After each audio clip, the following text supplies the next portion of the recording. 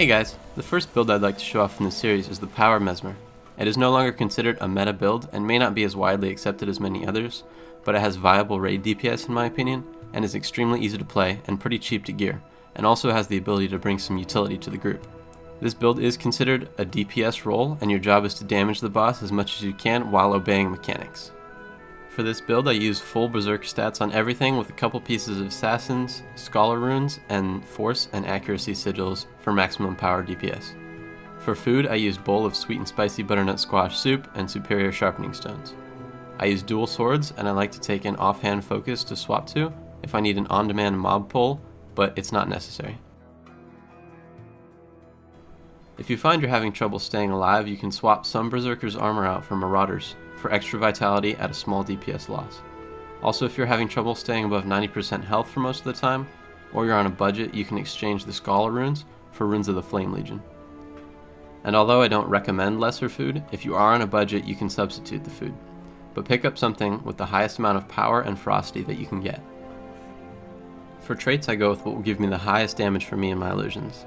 So in dueling we go 1-3-1, extra vigor, extra fury for phantasms, illusions inflict bleed, fencer's finesse, extra ferocity and reduced sword recharge, more fury, more critical damage, confusion, 3% damage per active illusion. Now you want to have 3 illusions up at all times, so you'll have a total of 9% extra damage. Reduced recharge on summoning skills. Phantasms attack more often.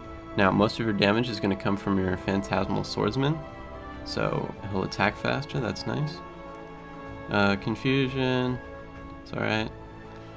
Phantasmal Force, your phantasms gain more damage, very nice to have.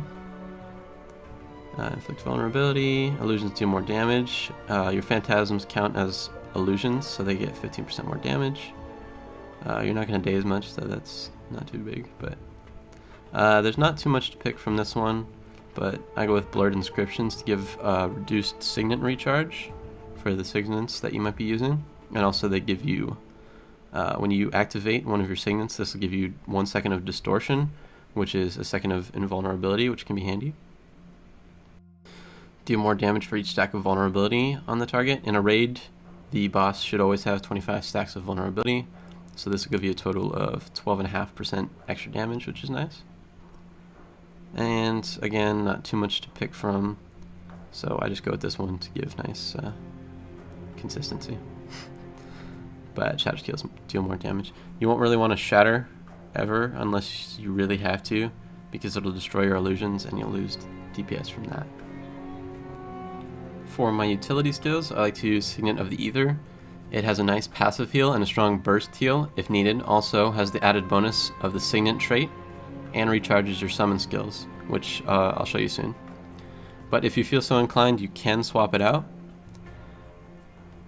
Mantra of Pain is really the only damaging utility skill that a Mesmer can get, so it's a good choice. You can use Signet of Domination and Midnight for a little extra damage from the bleeds that your phantasms will put out, or you can switch these out for a number of utility skills if you think you can get use out of them. One skill I take a lot is Blink, for moments where you become stunned or misplaced from the group, or just need a certain point, get to a certain point quickly. It can be a lifesaver. You can take Mantra of Concentration for on-demand stability, or Signet of Inspiration, which can help your group with some boon up time, which can be nice. For the elite, most of the time you take the Moa Signet of Humility for bosses with break bars, or you can take Time Warp for extra group quickness, which can help out. Or if you want, you can take a racial DPS elite if you have one, such as Sylvan Hound. This build has quite a bit of freedom with the utilities, as it doesn't rely on them much. This build does heavily rely on your swordsman, your Phantasmal Swordsman damage, which is your skill 5 on your sword here. Your goal is to summon 3 swordsmen at the start of the fight and leave them up the entire time, and then just use your sword auto attack and your Blurred Frenzy, which is skill 2 here, and your Mantra of Pain. A very simple concept which can make this build very friendly to play and lets you focus on mechanics. You must make sure you don't lose any of your illusions. Don't walk real far away from them either or they will despawn. And if you do lose them, resummon immediately. Also, only use your Mantra of Pain once it reaches 2 stacks. Don't use the last stack or else you'll have to recharge it and lose DPS. So I'll show you here. If you use one, it's still active and it's recharging again. But if you use your last one, it'll go on cooldown and you'll have to recharge it again, which can cause DPS loss. This build has access to a lot of utility and survivability as well. Blurred Frenzy is a 2.5 second evade. All of your signets on activation will give you 1 second of distortion and invulnerability, thanks to your trait. And also your F4 will also give you 1 second of distortion and vulnerability for each of your illusions. But it will destroy your illusions, so I don't recommend it unless you really need it. Also, your sword skill 4 is a block, but if it blocks, it'll summon a clone in place of one of your phantasmal swordsmen, which will result in a DPS loss. But if you're careful enough, if you block while jumping, it will not summon the clone, which is tricky to time, so I wouldn't recommend. Now to show off the rotation. Before you enter combat, charge your mantra. In combat, you'll only want to use it when you have 2 charges ready, so you don't have to charge it again. When entering combat, use your skill 3 first to summon a sword clone, then skill 5 to summon a phantasm. Once you're in range, you can cast your mantra while summoning the phantasm.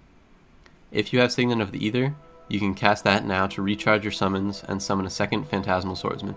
Now use Blurred Frenzy and your auto attack until your 5 is recharged. Try your best to do all 3 of your auto attack chain before interrupting the chain to use another skill, because the 3rd strike in the chain is the most powerful, but don't worry about that too much. Also, your mantra does not interrupt your chain. Use your mantra consistently when it reaches 2 stacks. Then when 5 comes off cooldown, summon your 3rd and final swordsman.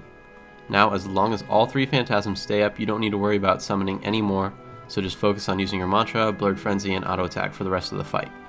Now, as you can see from the skills, your illusionary sword attack does 36.9% of your damage, which is your phantasm guy.